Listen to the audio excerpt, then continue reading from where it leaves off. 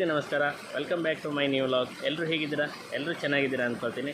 ಹಾಗೆ ನನ್ನ ಚಾನಲನ್ನು ಯಾರಾದರೂ ಹೊಸದಾಗಿ ನೋಡ್ತಾ ಇದ್ದು ವೀಡಿಯೋಸ್ ನಿಮಗೆ ಇಷ್ಟವಾದರೆ ದಯವಿಟ್ಟು ನನ್ನ ಚಾನಲನ್ನು ಸಬ್ಸ್ಕ್ರೈಬ್ ಮಾಡಿ ನನಗೆ ಸಪೋರ್ಟ್ ಮಾಡಿ ಅಂತ ಹೇಳ್ತಾ ಇವತ್ತಿನ ವೀಡಿಯೋನ ಸ್ಟಾರ್ಟ್ ಮಾಡುವ.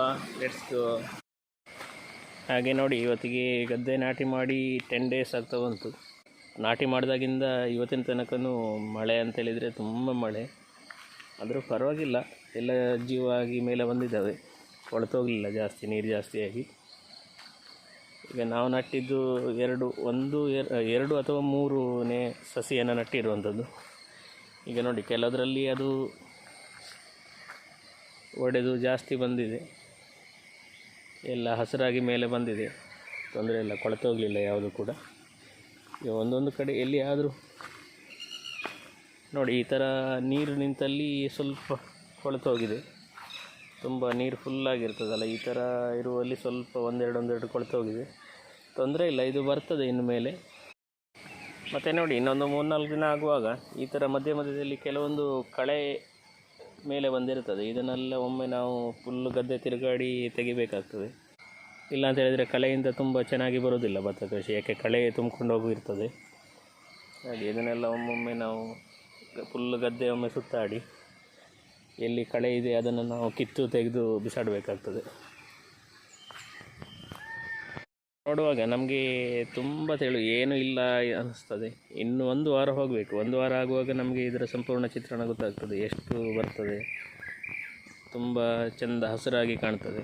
ಇವಾಗ ನೋಡುವಾಗ ಏನೂ ಇಲ್ಲ ಅನ್ನಿಸ್ತದೆ, ಎಲ್ಲ ಅಲ್ಲಿ ಒಂದು ಇಲ್ಲಿ ಒಂದು ಇದ್ದಾಗೆ ಕಾಣಿಸ್ತದೆ. ಇನ್ನೊಂದು 15 ಡೇಸ್ ಹೋಗಬೇಕು.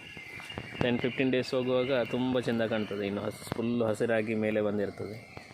ಇವಾಗ ನಟ್ಟು 1 ವಾರದಿಂದ 10 ದಿನ ಆಗಿರೋದು ಅಷ್ಟೇ ಅಲ್ವ. ಹಾಗಾಗಿ ಅದು ಅಲ್ಲದೆ ತುಂಬ ಮಳೆ ಉಂಟಲ್ಲ, ಹಾಗಾಗಿ ನೀರು ತುಂಬಿಕೊಂಡೇ ಇರ್ತದೆ. ಅದು ಬೇಗ ಬೆಳೀಲಿಕ್ಕೂ ಆಗೋದಿಲ್ಲ, ತುಂಬ ಮಳೆ ಇರುವಾಗ.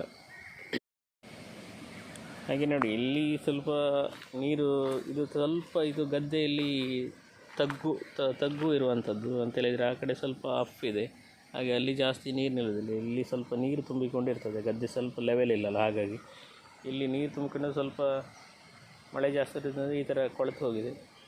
ಅದು ಅಲ್ಲದೆ ಇಲ್ಲಿ ಮೇಲೆ ತೆಂಗಿನ ಮರ ಇದೆ ನೋಡಿ, ತೆಂಗಿನ ಮರದಿಂದ ಮಳೆ ನೀರು ಬಿದ್ದು ಅಷ್ಟೊಂದು ಚೆನ್ನಾಗಿ ಬರೋದಿಲ್ಲ. ಮರದ ಅಡಿಕಡೆ ಏನಾದರೂ ಬೆಳೆ ಇದ್ದರೆ, ಈ ಭತ್ತದ ಬೆಳೆ ಇದ್ದರೆ ಅಲ್ಲಿ ತುಂಬ ಚೆನ್ನಾಗಿ ಬರೋದಿಲ್ಲ. ಅದರ ನೀರು ಅದರ ಮೇಲೆ ಬಿದ್ದು ಕೊಳೆತು ಹೋಗ್ತದೆ. ನೀರು ತುಂಬ ಜಾಸ್ತಿ ಆಗಿರೋದ್ರಿಂದನೂ ಕೂಡ ಈ ರೀತಿ ಕೊಳೆತು ಹೋಗ್ತದೆ. ಇನ್ನು ಎಲ್ಲಿಯಾದರೂ ಮಳೆ ಕಮ್ಮಿ ಆದರೆ ಮೇಲೆ ಬರ್ತದೆ, ಏನು ಸಮಸ್ಯೆ ಆಗೋದಿಲ್ಲ. ಒಂದೊಂದು ಇದ್ದರೂ ಕೂಡ ಅದು ಚಿಗುರೊಡೆದು ಮೇಲೆ ಬರ್ತದೆ. ನೋಡಿ, ಇಲ್ಲಿ ಕೂಡ ನೀರು ತುಂಬಿಕೊಂಡಿದೆ ಅಲ್ಲ, ಹಾಗಾಗಿ ಸ್ವಲ್ಪ ನಾಟಿ ಮಾಡಿರುವಂಥದ್ದು ಕೊಳೆತು ಹೋಗಿದೆ. ಇನ್ನು ಇದು ಸ್ವಲ್ಪ ಮೇಲೆ ಬರಬೇಕಂತೇಳಿದರೆ ಮಳೆ ಒಂದು ನಿಂತರೆ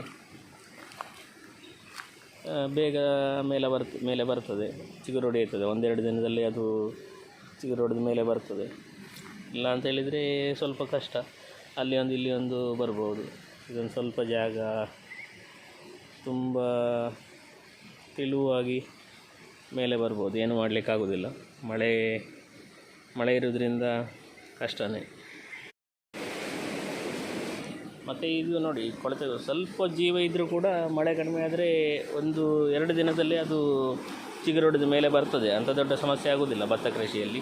ಇನ್ನು ತುಂಬ ದಿನ, ಇನ್ನೂ 1 ವಾರ ಹೀಗೆಲ್ಲ ನೀರು ಎಲ್ಲಿಯಾದರೂ ಮಳೆ ಜಾಸ್ತಿಯಾಗಿ ತುಂಬಿಕೊಂಡಿದ್ದರೆ ಮಾತ್ರ ಅದು ಕೊಳೆತು ಹೋಗ್ತದೆ, ಅದು ಮೇಲೆ ಬರೋದಿಲ್ಲ. ಯಾಕೆಂದರೆ ಸಂಪೂರ್ಣ ಕೊಳೆತೋಗಿ ಅದರಲ್ಲಿ ಜೀವನೇ ಇರೋದಿಲ್ಲ, ಹಾಗೆ ಚಿಗುರು ಹೊಡೆಯಲಿಕ್ಕೆ ಸಾಧ್ಯನೇ ಇಲ್ಲ. ಸ್ವಲ್ಪ ಇಲ್ಲಿಯಾದರೂ ಇನ್ನು 1-2 ದಿನ ಮಳೆ ಬಿಟ್ಟರೆ ಎಲ್ಲ ಚಿಗುರು ಹೊಡೆದು ಮೇಲೆ ಬರ್ತದೆ. ಈ ಭತ್ತದ ಕೃಷಿ ಎನ್ನುವಂಥದ್ದು ಮುಕ್ಕಾಲು ಭಾಗ ಮಳೆ ಅವಲಂಬಿತವಾಗಿರೋದ್ರಿಂದ ನಮ್ಮಿಂದ ಏನೂ ಕೂಡ ಸಾಧ್ಯವಾಗೋದಿಲ್ಲ. ಯಾಕೆಂದರೆ ಮಳೆ ಬೇಕಂತ ಹೇಳಿದರೂ ಪ್ರಕೃತಿಯಿಂದ ನಮಗೆ ತರಿಸಿಕೊಳ್ಳಿಕ್ಕಾಗೋದಿಲ್ಲ, ಬೇಡ ಅಂತ ಹೇಳಿದರೆ ನಿಲ್ಲಿಸಲಿಕ್ಕೂ ಕೂಡ ಆಗೋದಿಲ್ಲ. ಹೇಗೆ ಬರ್ತದೆ ಹಾಗೆ ನಾವು ಸ್ವೀಕಾರ ಮಾಡಲೇಬೇಕಾಗ್ತದೆ. ಕೆಲವೊಮ್ಮೆ ಅತಿವೃಷ್ಟಿ ಕೂಡ ಆಗ್ತದೆ, ಕೆಲವೊಮ್ಮೆ ಅನಾವೃಷ್ಟಿ ಕೂಡ ಆಗ್ತದೆ. ಎರಡನ್ನು ನಾವು ಸಮಾನವಾಗಿ ತೆಗೆದುಕೊಂಡು ಜೀವನ ನಡೆಸಬೇಕಾಗ್ತದೆ, ಏನೂ ಮಾಡಲಿಕ್ಕಾಗೋದಿಲ್ಲ. ತೊಂದರೆ ಇಲ್ಲ. ಇನ್ನೂ ಎಲ್ಲಿಯಾದರೂ ಇನ್ಮೇಲೆ ಮಳೆ ಸ್ವಲ್ಪ ಕಡಿಮೆ ಆದರೆ ಎಲ್ಲ ರಿಕವರಿ ಆಗ್ತದೆ. ಇನ್ನೂ ಕೂಡ ಇನ್ನೂ ಒಂದು 10-15 ದಿನ ಇನ್ನೇ ತುಂಬ ಈ ರೀತಿ ವಿಪರೀತ ಮಳೆ ಬಂದರೆ ಎಲ್ಲ ಬೆಳೆಗೂ ಸ್ವಲ್ಪ ಹಾನಿ ಅಂತ ಹೇಳ್ಬೋದು. ಯಾಕೆಂತೇಳಿದರೆ ಏನು ಅಡಿಕೆ ಕೃಷಿಗೂ ಹಾಗೆ ತುಂಬ ವಿಪರೀತ ಮಳೆ ಆದರೆ ಅದರಲ್ಲಿ ಕೊಳೆ ರೋಗ ಬೇಗ ಅಟ್ಯಾಕ್ ಆಗ್ತದೆ. ಏನೇ ಮೆಡಿಸಿನ್ ಸ್ಪ್ರೇ ಮಾಡಿ ಒಂದು ಮೆಡಿಸಿನ್ ಸ್ಪ್ರೇ ಮಾಡಲಿಕ್ಕೆ ಆಗೋದಿಲ್ಲ. ಯಾಕೆಂತೇಳಿದರೆ ವಿಪರೀತ ಮಳೆ ಬರ್ತಿರಬೇಕಾದ್ರೆ ಅಡಿಕೆಗೆ ಮೆಡಿಸಿನ್ ಸ್ಪ್ರೇ ಮಾಡಲಿಕ್ಕೆ ಆಗೋದಿಲ್ಲ. ಹಾಗೆ ಭತ್ತಕ್ಕೂ ಹಾಗೆ ವಿಪರೀತ ಮಳೆ ಬರ್ತಾ ಇದ್ದರೆ ಅದರ ಬೆಳವಣಿಗೆ ಕುಂಠಿತವಾಗ್ತಾ ಹೋಗ್ತದೆ. ಸ್ವಲ್ಪನಾದರೂ ಬಿಡುವಿರಬೇಕು ಮಳೆ. ನೋಡುವ ಏನೆಲ್ಲ ಆಗ್ತದೆ ಅಂತ. ಹಾಗೆ ನೋಡುವ ಕೋಳಿ ಫಾರ್ಮ್ ಕಡೆ ಹೋಗುವ. ಅದರ ವಿಡಿಯೋವನ್ನು ಈಗ ನೆಕ್ಸ್ಟ್ ಕಂಟಿನ್ಯೂ ಮಾಡ್ತೀನಿ. ನಿಮಗೆ ಇವತ್ತು ನಾನು ಹೋಮ್ ಫ್ಲೈ ಮನೆಯಲ್ಲಿ ನೊಣಗಳಾಗ್ತೇವಲ್ಲ, ಅದಕ್ಕೆ ಬೆಸ್ಟ್ ಮೆಡಿಸಿನನ್ನು ನಾನು ನನಗೆ ಸಜೆಸ್ಟ್ ಮಾಡ್ತೀನಿ. ಅದರಿಂದ ನಿಮಗೆ 1-2 ದಿನದಲ್ಲಿ ಎಷ್ಟೇ ನೊಣ ಇದ್ದರೂ ಕೂಡ ಕಂಟ್ರೋಲ್ ಬರ್ತದೆ. ಮನೆಯಲ್ಲೂ ಕೂಡ ಅದನ್ನು ಯೂಸ್ ಮಾಡ್ಬೋದು. ಈ ಫಾರ್ಮರ್ಸ್ ಇರುವವರು ಕೂಡ ಅದನ್ನು ಯೂಸ್ ಮಾಡ್ಬೋದು. ಬೆಸ್ಟ್ ಮೆಡಿಷನ್ ಅದನ್ನು ನಿಮಗೆ ತಿಳಿಸ್ಕೊಡ್ತೀನಿ. ಪೌಲ್ಟ್ರಿ ಫಾರ್ಮಲ್ಲಿ ಇರುವಂಥ ಒಂದು ದೊಡ್ಡ ಸಮಸ್ಯೆ ಅಂತೇಳಿದರೆ ನೊಣಗಳು. ಈ ನೊಣಗಳು ತುಂಬ ಜಾಸ್ತಿ ಆದರೆ ಎಲ್ಲಿಯಾದರೂ ಅಕ್ಕಪಕ್ಕದವರಿಂದ ಕಂಪ್ಲೇಂಟ್ ಬಂದರೆ ನಾವು ಫಾರ್ಮನ್ನೇ ಕ್ಲೋಸ್ ಮಾಡಬೇಕಾದಂಥ ಒಂದು ಪರಿಸ್ಥಿತಿ ಬರ್ತದೆ. ಆದ್ದರಿಂದ ನಾವು ನೊಣವನ್ನು ಒಂದು ಹತೋಟಿಯಲ್ಲಿ ಇಟ್ಕೊಳ್ಬೇಕಾಗ್ತದೆ. ಒಮ್ಮೊಮ್ಮೆ ಕಂಪನಿಯವರು ಫೀಡಲ್ಲಿ ಈ ಆ್ಯಂಟಿಫ್ಲೈಯನ್ನು ಆ್ಯಡ್ ಮಾಡೋದಿಲ್ಲ. ಆವಾಗ ನಾವೇನು ಮಾಡಬೇಕಾದ್ರೆ ಮ್ಯಾನ್ಯುವಲಿ ನಾವೇನಾದರೂ ಫಾರ್ಮಲ್ಲಿ ಆ್ಯಂಟಿಫ್ಲೈ ಮೆಡಿಷನನ್ನು ಇಟ್ಟು ನಾವು ನೊಣವನ್ನು ಕಂಟ್ರೋಲ್ ಮಾಡಬೇಕಾಗ್ತದೆ. ನಾವು ಬಳಸಿರುವಂಥ ಮೆಡಿಷನ್ ಇದನ್ನು ಫ್ಲೈ ಆ್ಯಕ್ಟ್ ಅಂತ ಇನ್ಸ್ಟ್ಯಾಂಟ್ ಮಿಕ್ಸ್. ಇದೊಂದು ಕೈಬೇವಿನಿಂದ ಮಾಡಿರುವಂಥ ಒಂದು ಮೆಡಿಷನ್. ಇದು ತುಂಬ ಎಫೆಕ್ಟಿವ್ ಮೆಡಿಸಿನ್. ಇದನ್ನು ನಾವೇನಾದರೂ ಸಕ್ಕರೆ ಅಥವಾ ಬೆಲ್ಲದ ಜೊತೆ ಇದನ್ನು ಮಿಕ್ಸ್ ಮಾಡಿ ಏನಾದರೂ ಪಾತ್ರೆಯಲ್ಲಿ ಇಡ್ತಾ ಹೋದರೆ ನೊಣಗಳು ಬೇಗ ಸಾಯ್ತವೆ.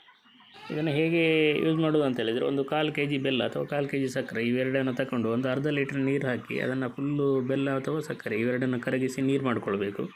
ಅದಕ್ಕೆ ಇದೊಂದು 50 ml ಅಲ್ಲಿ ಇದು ಬಾಟಲ್ ಬರೋದು 50 ml.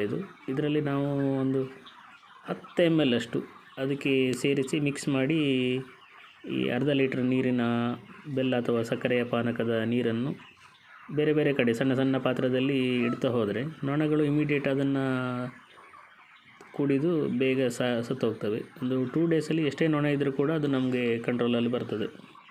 ಇದನ್ನು ಯೂಸ್ ಮಾಡುವ ವಿಡಿಯೋ ಬೇಕಾದರೆ ನಾನು ನೆಕ್ಸ್ಟ್ ಕೋಳಿ ಇರುವಾಗ ಎಲ್ಲಿಯಾದರೂ ನೊಣಗಳಾದರೆ ಅದನ್ನು ಯೂಸ್ ಮಾಡುವ ರೀತಿಯನ್ನು ನಮಗೆ ನೆಕ್ಸ್ಟ್ ವಿಡಿಯೋದಲ್ಲಿ ತಿಳಿಸ್ಕೊಡ್ತೀನಿ. ಹಾಗೆ ಇದಿಷ್ಟು ನನ್ನ ಇವತ್ತಿನ ವಿಡಿಯೋ. ಈ ವಿಡಿಯೋ ನಿಮಗೆ ಇಷ್ಟವಾದರೆ ದಯವಿಟ್ಟು ಲೈಕ್ ಮಾಡಿ, ಶೇರ್ ಮಾಡಿ, ಹಾಗೆ ನಿಮ್ಮ ಅನಿಸಿಕೆಗಳನ್ನು ಕಮೆಂಟ್ ಮೂಲಕ ನನಗೆ ತಿಳಿಸಿ ಅಂತ ಹೇಳ್ತಾ ಇನ್ನೊಂದು ಹೊಸ ವ್ಲಾಗ್ನೊಂದಿಗೆ ನಾಳೆ ಸಿಗುತ್ತೇನೆ. ಎಲ್ಲರಿಗೂ ಧನ್ಯವಾದಗಳು.